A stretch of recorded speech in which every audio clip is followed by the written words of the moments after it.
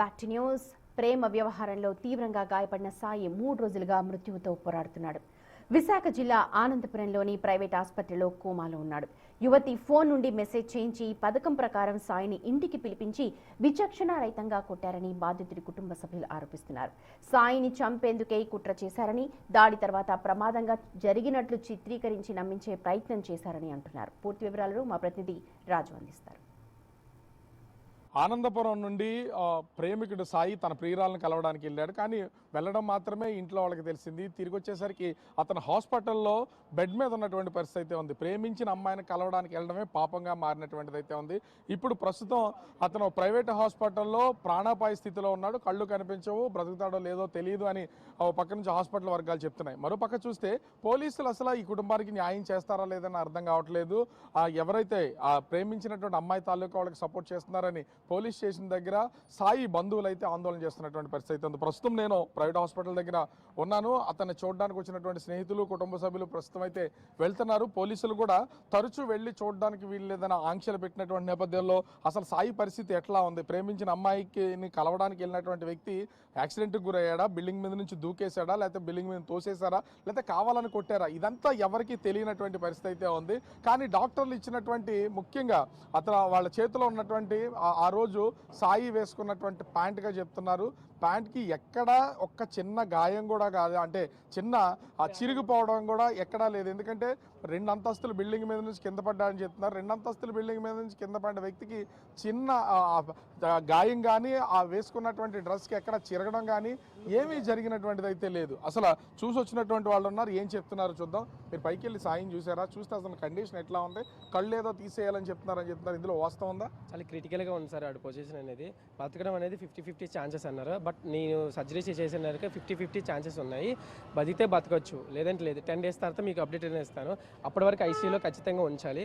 అప్పటి వరకు మీరు బిల్ అనేది పే చేయాలని అంటున్నారు సార్ డాక్టర్ గారు. కళ్ళు ఏంటి అసలు మొత్తం ఇదంతా ఈ ఫేస్కి సంబంధించిన మొత్తం పార్ట్ అన్నీ కూడా పడిపోవడం వల్ల జరిగిందా, కొట్టడం వల్ల జరిగిందా, ఏంటి అసలు? మీరు మెడికల్ ఫీల్డ్లో పనిచేసారా సార్? అంత క్లారిటీగా అసలు సార్ చిన్న గుండెడు కూడా అడుగుతారు సార్. ఫీల్డ్లోనే పనిచే అవసరం లేదు, ఎవరికి పనిచే అవసరం లేదు. మీరు వెళ్ళి చూసినా ఈ స్కెల్ అనేది డ్యామేజ్ అయింది. ఈ ఐస్ అనేది కంప్లీట్గా ఈ నర్వ్ సిస్టమ్ అనేది మొత్తం ఎక్స్పైర్డ్ అన్నమాట. మొత్తం అంటే మిక్సీలో ఉల్లిపోయేసి జాడించడానికి మొత్తం ఇదంతా జునుజ్జు అయిపోయింది. సో ఆ దెబ్బలను చూస్తే కొట్టినట్టు ఉన్నాయా, లేకపోతే పైనుంచి కింద పడితే తగిలిన దెబ్బల్లాగా కనపడుతున్నాయి అసలు చూడడానికైనా సరే? సార్ కిందకి పడేటప్పుడు అయితే కింద చేతులు అయితే మొత్తం ఫుల్ అనేది రక్తం మొత్తం క్రాచ్ అయిపోతుంది కదా. క్రాచ్ అయిపోయి చెస్ట్ అది క్రాచ్ అయిపోయి లెగ్ అనేది కాలు ఏదో ఖచ్చితంగా ఇరిగిపోద్ది. పర్టికులర్గా హెడ్ కింద హెడ్ తగిలిసింది అనుకుంటే హెడ్ మొత్తం స్పాయిల్ అయిపోద్ది. కానీ ఈ ప్లేస్లో ఓన్లీ ఆడ కలద్దాలు పెట్టుకుంటాడు సార్. చిన్న క్లూ సార్, కలద్దాలు పెట్టుకున్న దగ్గర కలద్దాలు తీసేసి విచ్చలవేడిగా గుద్దిన చోటున గుద్ది అనేది ఈ ఎముకలు అనేవి ఎంత స్ట్రాంగ్ ఉన్నాయి, ఈ ఎముకలు అనేవి ఈ స్కెల్ మీద గుద్దితే ఈ స్కెల్ అనేది ఇలా పిచ్ అనేది లోపలికి వెళ్ళిపోయింది సార్. ఫస్ట్ రోజు స్టార్టింగ్ పోలీస్ స్టేషన్కి వెళ్ళానండి. అక్కడ అది మాత్రం వాళ్ళు చెప్పిన ప్రకారం ఏంటంటే మేడం నుంచి పడిపోయాడు అదే చెప్తున్నారు సీఏ. మా అన్నిది ఏంటంటే పడిపోయింది కాదు, మర్డర్కి ప్లానింగ్ చేసాను చెప్తే మా ఎంక్వైరీ చేస్తాను, మీరు వెళ్ళి ఫోన్ చేయండి, మీ ఇంటికి వెళ్ళిపోయి మా ఫోన్ చేస్తాం అని చెప్తున్నారు సీఏ. మాకు పూర్తి మాత్రం సపోర్ట్ మాత్రం సీఏ చేయలేదు. మరి ఇది నాయకుల ద్వారానే ఫోన్ చేయించాము. అప్పటి నుంచి ఏఎస్ ఇది సిపి అతను వచ్చింది, అతను వెళ్ళి ఎంక్వైరీ చేసి ఇది పడిపోయింది కాదు, ఇది మర్డర్ ప్లానింగ్ అని ఎలాగ ఎంక్వైరీ చేస్తారో అని చెప్పడం జరిగింది. అక్కడ అమ్మాయి అయితే పిలిచింది 100%, మెసేజ్ కానీ ఫోన్ కానీ చేసిందంట. మనోడు వెళ్ళాడు. మరి తర్వాత మనోడు 11:30కి అలా వెళ్ళాడు. 11:30 తర్వాత మరి ఆ మధ్య ఏం జరిగిందో తెలియదు. మాకైతే 3:30కి ఫోన్ వచ్చింది, ఇలా మీ వాడు యాక్సిడెంట్గా పడి ఉన్నాడు, మేము కేజీహెచ్లో వేసామని. అది తర్వాత మనం కేజీహెచ్ నుంచి మీరు ఇక్కడ తీసుకొచ్చి ప్రైవేట్ హాస్పిటల్లో అడ్మిట్ అంటే ట్రీట్మెంట్ ఇప్పిస్తున్నారా? అవునండి, అక్కడి నుంచి తీసుకొచ్చి మరి అక్కడ నచ్చక మాకు ఇక్కడ మెడికల్ హాస్పిటల్ వేసాం. మరి పోలీసులు ఏమైనా దీనికి సంబంధించి కేసు ఏమైనా నమోదు చేసి లేకపోతే ఇక్కడికి వచ్చి ఎంక్వైరీ చేయడం ఇట్లాంటివి ఏమైనా చేశారు అసలు ఇంతవరకు? అంటే మేమైతే అటెంప్ట్ మర్డర్ కేసు పెట్టాము, కానీ వాళ్ళు తీసుకోవట్లేదు. మామూలు కేసు ఏదేసి ఎంక్వైరీ పెడతాను, ఇచ్చేస్తాను అని వేస్తున్నారు. ముఖ్యంగా చూస్తే సాయిని ప్రేమించిన అమ్మాయి తన ఇంటికి రమ్మని పిలిచింది.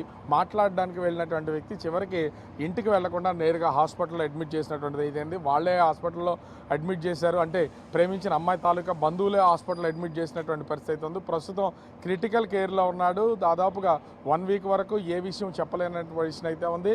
అతని కన్ను కూడా కనిపించే పొజిషన్లో లేదు. కళ్ళు తీసేయాలి, ఒక కన్ను అయితే పూర్తిగా పాడైపోయిందని డాక్టర్లు చెప్తున్నారని బంధువులు అయితే చెప్తున్నటువంటి పరిస్థితి అయితే ఉంది. కానీ పోలీసులు మాత్రం పూర్తిగా అసలు కేసుకు సంబంధించినటువంటి వివరాలను ఇన్వెస్టిగేషన్ చేయకుండా కేవలం రాజకీయపరమైనటువంటి ఒత్తిళ్లతో ఒకరి వైపే ఉంటూ కేసును ఇచ్చినా కూడా తీసుకోకుండా ఇన్వెస్టిగేషన్ చేస్తాం లేదా కేసు నమోదు చేస్తాం అని తప్పించుకునే ప్రయత్నం చేస్తున్నారు తప్ప ఇక్కడ పోలీసులు కూడా సహకరిస్తున్నటువంటి పరిస్థితి లేదు. మాకు న్యాయం జరగాలి, సాయి మీద దాడి చేసినటువంటి హత్యాయత్నం చేయడానికి ప్రయత్నించినటువంటి వాళ్ళని కఠినంగా శిక్షించాలని బంధువులు కోరుతున్నటువంటి పరిస్థితి కనిపిస్తోంది. కెమెరామెన్ రాముతో రాజు, బిగ్ టీవీ, విశాఖపట్నం.